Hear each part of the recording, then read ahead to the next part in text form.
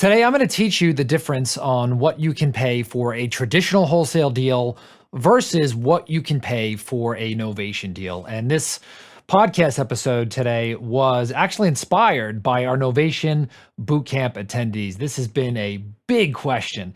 And so my goal for you is to go out there and take massive action and go and take this tool today, right? Whether you want to do big fat wholesale deals or big fat novation deals. And an ideal scenario, you want to do both, right? You're going to need both in this upcoming change in the market. You are going to be armed today with the tools necessary to figure out how much you can pay. So, what is a traditional wholesale deal? A traditional wholesale deal is where we go out and we find a motivated seller who has a problem and they've got a property to sell. And what do? We go and negotiate the lowest price that we can. They're going to trade some equity for some speed and convenience, right? If I had to really make that simpler, they are going to sell the price to you for a huge discount. And you're going to go around and you're going to sell that property to a cash buyer, someone who's either going to fix and flip it or someone who's going to buy and hold it as a rental, right? And so these people, when they look at the property, they look at it in terms of making a profit, right? Dollars and cents. And I love doing traditional wholesale deals because they're fast, they're easy. The buyer doesn't have to get a loan. That is, sometimes they'll get a private loan, but it's not like a traditional loan. They don't expect the property to be in great condition. You can sell it as is. And so there's a real beauty to doing a traditional wholesale deal. And as a matter of fact, I've done close to 1,400 of those transactions. And so I'm going to talk about that first, and then I'm going to talk about novations, and I'll summarize that when we get to that novation section. So a traditional wholesale deal, the benefit is a fast transaction. You make that quick cash, you sell it to a cash buyer. You don't need cash, you don't need credit. You don't have to qualify for a loan. There's a huge benefit to that. And so how I like to value a property is you look at the after repair value. Now, what is after repair value? After repair value is what a property will sell for all fixed up, right? If you look on redfin.com, or some people use some other tools out there, you can actually look up and say, okay, the property's within a half a mile of my subject property. They are plus or minus 250 square feet, and they've sold within the past 6 months. Those are what we call the comps, or comparable sales. And so I'm looking for properties that are all fixed up, sold within the past 6 months, within a half a mile, and plus or minus 250 square feet. And so if you go to redfin.com and you want a free tool, right, go ahead and check that out. And you can put the property in there. And then if you scroll down that page, you will actually see a section where you could pull up a map to look for those comparable sales. Now, again, this is an art, not a science, but you want to pay 80%, that's where you start, of the after repair value. Okay, and I'm going to talk about some market adjustments here that we're going to have to make in the upcoming market, but just for now, let's just call it 80% of ARV. Now, the after repair value, you're looking for brand new houses, right? When I say brand new, I mean fixed up brand new. It's got the new countertops, it's got in the bathrooms, new kitchens, new showers, new countertops. It might be staged, but everything in the house is pretty much brand new, right? New flooring, the outside, inside's painted, smells great.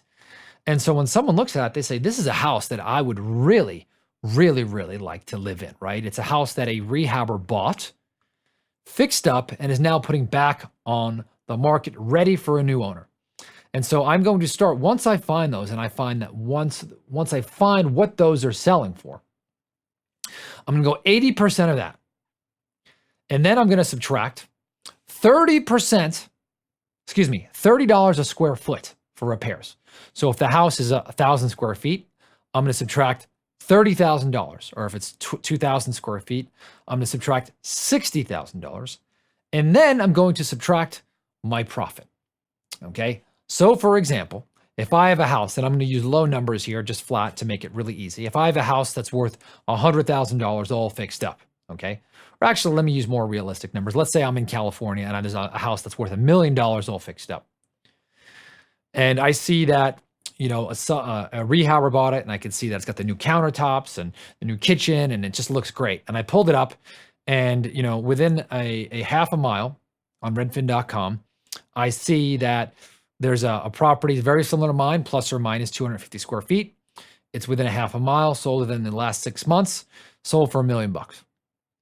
I know that's the after repair value. So I'm going to multiply that by 0.8 because I'm going to buy at 80% of after repair value. So now it's 800,000. Now I see that house is 2,000 square feet. I take $30 a square foot. All right. And I say times 2,000, that is 60,000 in repairs. So now I subtract 60,000 from that 800,000 number. So now I'm at 740,000. And now I have to subtract my profit. So let's just say I know that I want to make, 40 grand on the property. Right now I negotiate and I know if I want to make 40, I can max pay $700,000 for the property. Okay. So now I know that I have to be at 700 if the after repair value is $1 million. And on that deal, I will make 40,000. I take that contract, lock it up for 700 and now sell that to a cash buyer for 740. And I make my $40,000. Now you're saying, Todd, what about this? What about this? What about this? Yeah, all these other details. Okay. I'll say this once in the beginning of the episode and I'll say it at the end. Do not overcomplicate this. Okay. At the end of the day, you have to lock up something that a cash buyer is going to see valuable. All right. If the cash buyer doesn't see it as valuable, well, then you're going to have to figure out a different strategy. I'll talk about this. But if you're going to be traditionally wholesaling, you've got to leave meat on your bone for the cash buyer, the fix and flipper, or the landlord who has to see value in what you're offering. So there has to be margin in there so that you can sell it to them. So typically, we've used 80% of ARV minus $30 a square foot, sold within the last 6 months and within a half mile. Okay. So I know I kind of mixed those up again, but you want to find your comps within a half mile, sold within the last 6 months, plus or minus 250 square feet. Then you do 80% of the ARV minus $30 a square foot for repairs minus profit. Could your house need more than that? Yes. Could it need less? Yes. These are rough numbers, right? But what I can tell you is this a very good starting point. So I'm going to give you a couple tips here. Number one is when in doubt, negotiate lower. Okay. Negotiate lower when you can. I talk a lot about this in the different sales trainings I've done, but when in doubt, you want to negotiate lower. The other thing that you want to do is you want to get a good broker on your team. A broker, when I say on your team, it doesn't mean that you have to pay them up front. It means that this is someone who you're going to send business to down the line. So what kind of broker do you want? Well, I typically like the brokers who are from the smaller brokerage houses, meaning that they are the broker and they also own the brokerage. And it's kind of a no-name brokerage, meaning that they don't necessarily work with the, the big names like a Keller Williams or a Compass or, a Remax, right? I like someone who's maybe done some fix and flips and they've sold to cash buyers. And so they understand what the market is bearing. Now, right now, the market is shifting. And so things are changing. So that number in some markets actually is going down. So in some markets, it's 70% of ARV. In some markets, it's 60% of ARV, excuse me. So here's what I want you to do. I've got some homework for you. Number one is I want you to find a broker who understands what the fix and flippers are doing in your market. Their formula. What I gave you is something very general. But at the end of the day, you have to understand who you are selling to. So you've got to hear from them. Number two is I would talk to your cash buyers. Now, I've done a lot of episodes on how to find cash buyers. And so you could listen to those, but also talk to your buyers on what the formula they use to figure that out, right? And then you've got to start figuring that. Obviously, you need to subtract your profit from that, okay? Very, very, very important, okay? The last part is it's probably lower than you think, okay? And when I say that is I have found that when you're selling to a cash buyer, you are tempted to say, oh, well, the seller says it needs less repairs. And I find that it's always more than you think. Very rarely is it less. If you have to do a cash deal and not a novation, properties typically almost always are going to be $30 a square foot unless you have like construction in-house, right? Which very few people listening to that podcast have.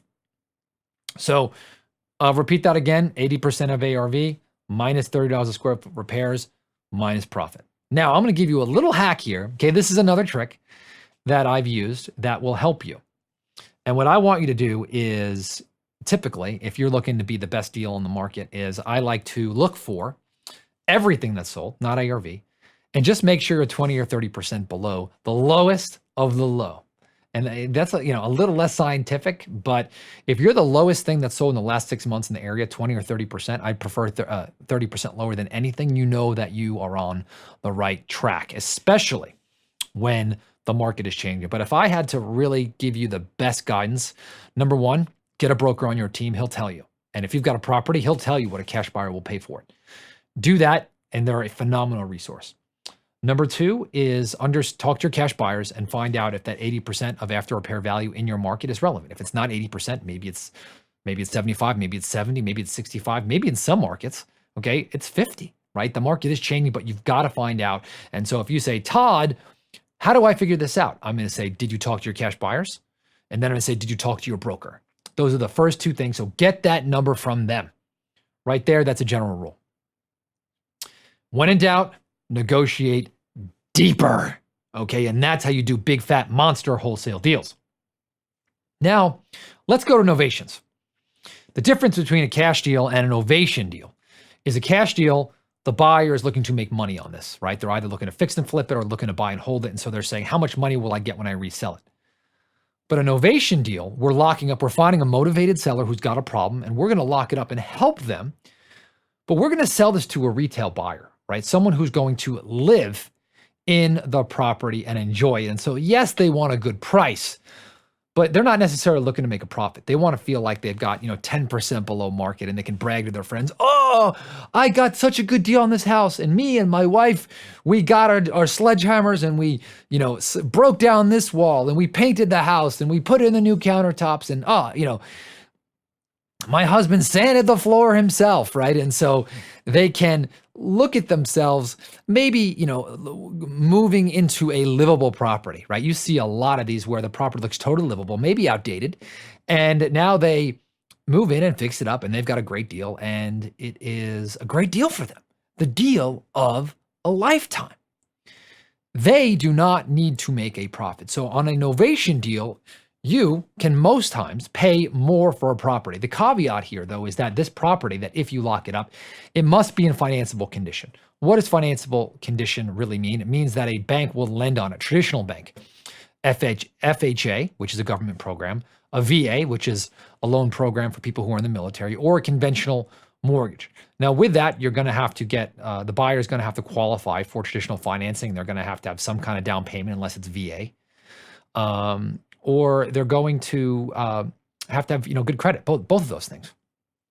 So that is your end buyer. So knowing that, you can actually pay a seller more on a novation deal than if you were doing a cash deal.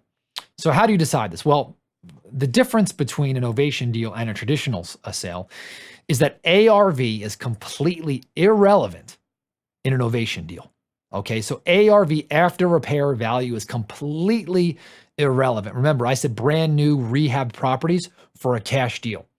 Novation deal, you're just looking for what average properties are selling. If you could find a property that looks exactly like the one that you're trying to lock up, same condition, right? Maybe it's outdated, but you're looking for what those are selling for on the current market. Your average every day of the properties, that's where you're starting. And you're trying to see what those are selling for on the market right now. And that you want to find those within a half a mile, plus or minus 250 square feet from there. And that is your base, right? I want to repeat, after repair value is not relevant. You're looking for just as is value, what houses are selling for. Now, you also, what I like to do is, by the way, you also want to get your broker on your team, because he will know, and then he or she will know, and they will give you they will tell you that number on that house, what it'll sell for on the open market. They are a free resource up front. They should have local market knowledge. They should be able to tell you no problem. So if you're in doubt, just find out what it will sell for. What they won't be able to tell you is what you have to lock it up under a novation. So once you get that number, your agent tells you what it's worth. Well, then you could subtract 10% off that number that your agent gives you, broker, excuse me. You want to back out closing and realtor costs, which are typically, if I had to add in everything with closing costs and realtor costs, 6%. maybe a little bit less. You want to back out any repairs you are actually going to make prior to closing. Usually that's zero. Might be a few thousand if you decide to clean it out before you market it. You want to then back out your profit, and that is the number. Okay, so that is the difference. And I really want to simplify this. If you're confused, okay, negotiate deeper.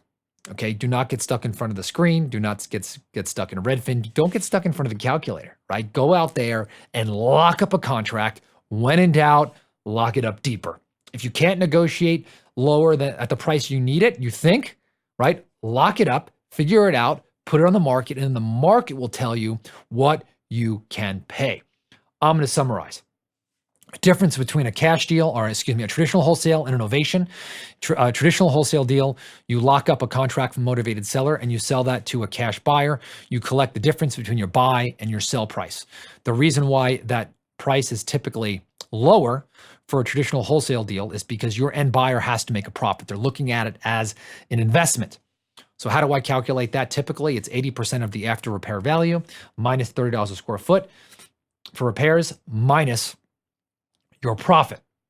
This number is market specific. So before you say, Todd, my market's different, talk to your cash buyers, find out what they were paying, and this formula lines up. If not, change it. Also talk to a broker in your market who has fixed and flipped himself, hopefully, or sells to fix and flip buyers. There is a ton of them all over the place. Pick up the darn phone and build a relationship. If you don't know, you can also call your title company and they could give you a referral and they'll tell you if that number is on. You know that this number is fluid. So right now the market is changing. In many cities across the country, prices are falling. So that number may change. So you always want to talk to your buyer. When in doubt, negotiate deeper. He or she, who spends the most time in front of a computer loses. Get on the phone, lock up a contract, send it out to your buyers. If you're too high, renegotiate, get the new contract signed. Okay. If you could tell, I'm pretty passionate about this. I have trained dozens of my own acquisition specialists, trained thousands of investors across the country. The ones who are out there talking to buyers and talking to sellers and making it happen and getting data from their buyers are the ones who win. Okay. The next thing though, the novation deal is you are now selling to a retail buyer. That retail buyer is not looking for a profit. Okay. They're looking to get quote unquote the deal of a lifetime, right? Maybe 10% below market value. If you're looking for a fast sale, they're going to live in it, maybe fix it themselves and enjoy the property, right? You need to price it aggressively so that it can sell fast, but not like a fix and flip. Okay. These properties must be not financeable, meaning they've got to be in livable condition, right? Let's start there. You want to find average houses, right? What they're selling for in the same condition of the one that you're trying to lock up. When in doubt, send your broker the property, ask for what it'll sell for and as is condition, right? You can also look at the comparables like I spoke about. You want to subtract 10% for a fast sale price. You want to minus the closing and realtor costs, right? For about a total of 6%. I'd say there you're going to negotiate a little bit less than market rate with your broker. Minus any repairs that you're going to make prior to closing. Usually that's zero, but you might do a few thousand to clean it up before you market it on the multiple listing service. You're going to subtract your profit, okay? And that is the number. I'll leave you with this. And I did this on my training today. I noticed the people who don't overanalyze this, and we just had one of our students in the class do $160,000, she had mentioned to us in the last 2 months using this strategy. She made a bunch of mistakes, right? Locked up stuff too high, and then went back and had to renegotiate. And so what I would do is, again, don't overthink. Lock up the contract, make it happen, take massive imperfect action, and you will make a ton of money. So I hope you enjoyed today's show, and I will talk to you on the next episode.